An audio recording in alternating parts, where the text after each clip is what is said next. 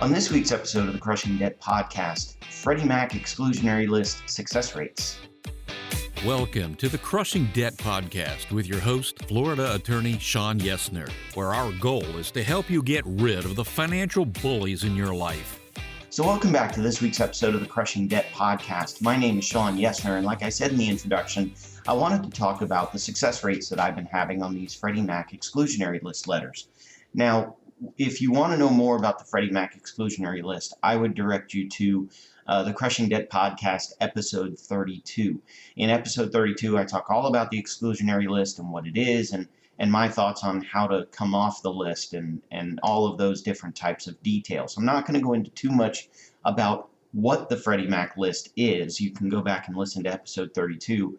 Actually, at that point, the podcast was called the Yesner Law Podcast, but you can find all the episodes in the same directory. You can also actually go to the website now, the yesnerlaw.com website, and you can find all of our Crushing Debt Podcast episodes and Yesner Law episodes on the Yesner Law website.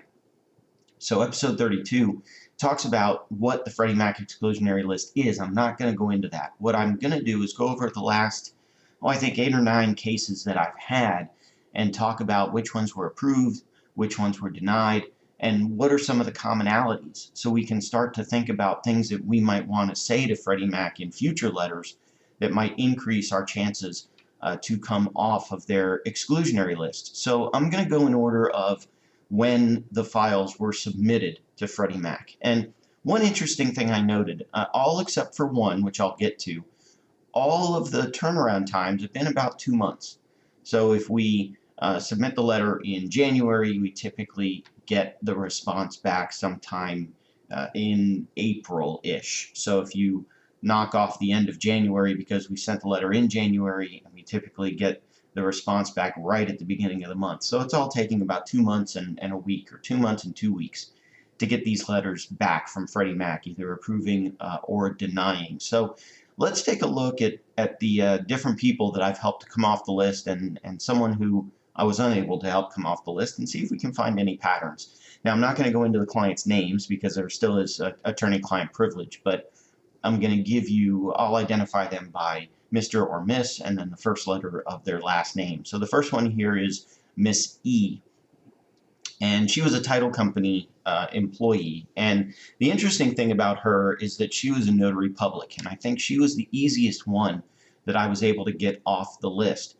She was on the list since October of 2009, and she came to me and we applied in January of 2015. And the reason that she was on the list was because of origination of non-investment quality loans. Well, I say she was probably the easiest one to get off the list because as a notary public at a title company, which she was for the entirety of the relevant time period here, it was very easy to say to Freddie Mac, listen, she wasn't the one that originated the loan. She was just stamping as the notary or doing data entry as a company as an employee of the title company. And so Freddie Mac took her off pretty easy.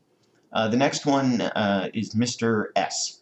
He's a mortgage broker. He was on the list since January of 2008, and we applied in March of 2015. And again, he was on the list because of, quote, origination of non-investment quality loans. And again, it took him about 2 months. He got approved. He came off of the list. Now, I'll tell you what all these people had in common to come off the list when we get to the very end of the episode, sort of maybe to entice you all to listen for the next couple of minutes here. The next one is Mr. G. Now, Mr. G is the only one so far that we have not been able to get off the list. He is also a mortgage originator, and he was also targeted for the origination of non-investment quality loans, or churning loans, basically doing a loan and then within 11 or 12 months doing a refinance, and then within 11 or 12 months of that doing another one, within 11 or 12 months of that doing another one. Now, in each case, he was able to drop the interest rate and he was able to drop the monthly payment amount, but Freddie Mac basically said, you've been refinancing too many times. You haven't been able to show the requisite benefit to the borrower, and therefore they're non-investment quality loans, and we're going to put you on the list. Now, the interesting thing about this one is that it was the only one that I've had denied so far, and there was a lack of documentation. So we didn't have the letter putting him on the list. He had never written prior to hiring me to try to come off the list. We didn't have any documentation talking about continuing education. There was a lot of stuff that I thought was missing. And interestingly, that was the one that got denied. The next one is Mr. R. He is an appraiser. He's been on the list since October of 2005. We applied in January of 2017, and he was approved within a month. He was my shortest turnaround for an approval. One of the interesting things about Mr. R is that he was put on the list as an appraiser for the origination of non-investment quality loans, but he then gave up his appraisal license, became a mortgage originator, and had been originating mortgages for years for Freddie Mac. I think at the time of our letter we said he did about $50 million in origination of loans. And so Freddie Mac allowed him to come off the list, and allowed him to come off the list pretty quickly when we were able to tie it to the potential that Freddie Mac was going to get a lot of business from this guy, I think. And let me interject here. A lot of this is my educated opinion, my best educated opinion.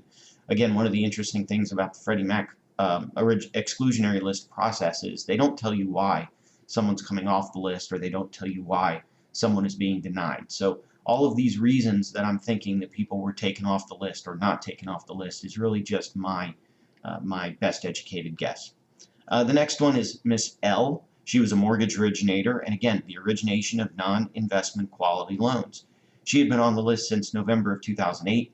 We ended up applying in February of 2017, and she was approved to come off the list.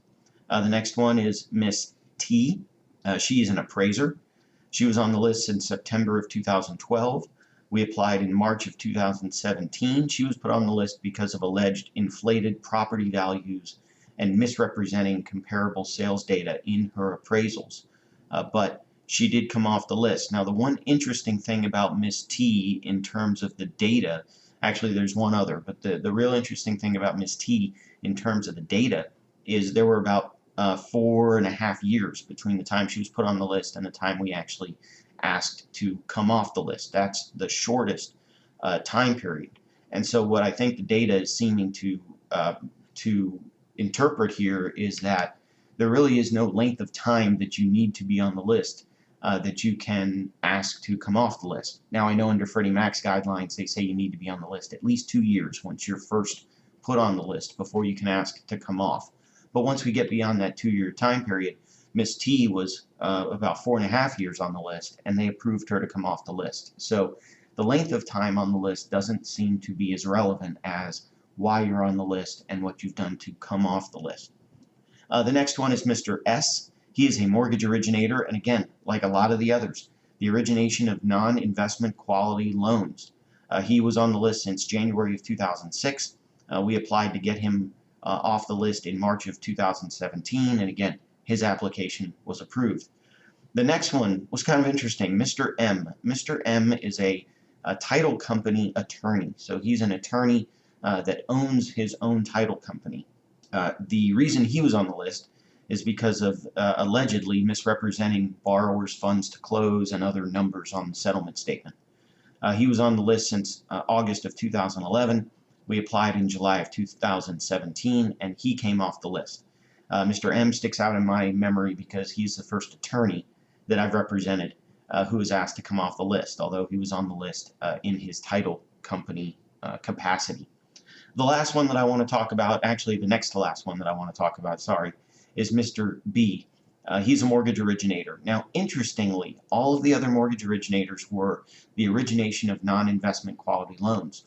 With Mr. B, the reason that he was on the list is failure to ensure that his company had the proper controls to prevent the origination of non-investment quality loans. So with Mr. B, he was on the list for failure to ensure proper controls over his company that he owned.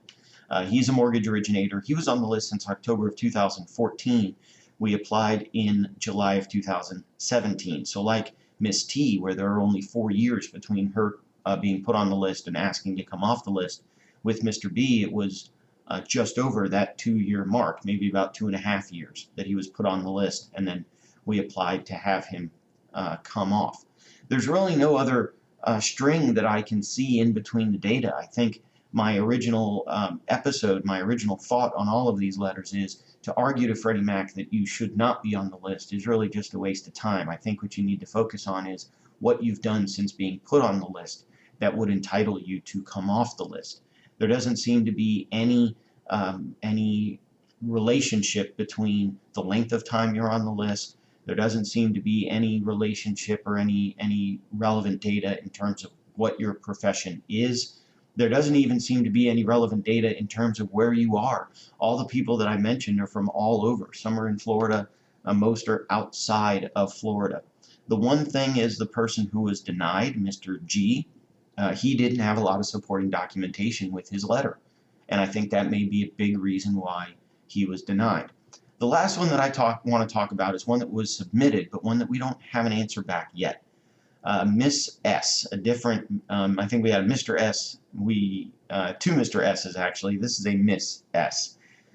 Interestingly, Miss S got a letter threatening to put her on the list. She is not yet on the list, and so the letter that I wrote for her is to keep her off the list. But again, I took the same tactic. Instead of arguing why she should not go on the list, what I did was I argued all of the things that she did since learning about the issues that might put her on the list that would show that she's not a threat to Freddie Mac and she should come off the list. And interestingly, hers is another failure to ensure proper controls over her company. And so we discussed all the controls that she put in place within her company. And so I'll do another podcast episode at a later date to tell you the results of this latest Miss S who is asking to come off the list. So that's it for this week's episode. I really appreciate you tuning in to the Crushing Debt podcast, and I look forward to talking to you in next week's episode. If you have questions that you think would make a great topic for a future episode, please email Sean or connect with us on social media. Sean Yesner and Yesner Law, PL, are Florida licensed attorneys. The information contained in this week's episode is not a substitute for legal advice. Your situation may differ, especially if you are located somewhere other than the state of Florida. If you have questions, please contact our office or contact a local attorney. Thank you for listening to this week's episode of the Crushing Debt Podcast.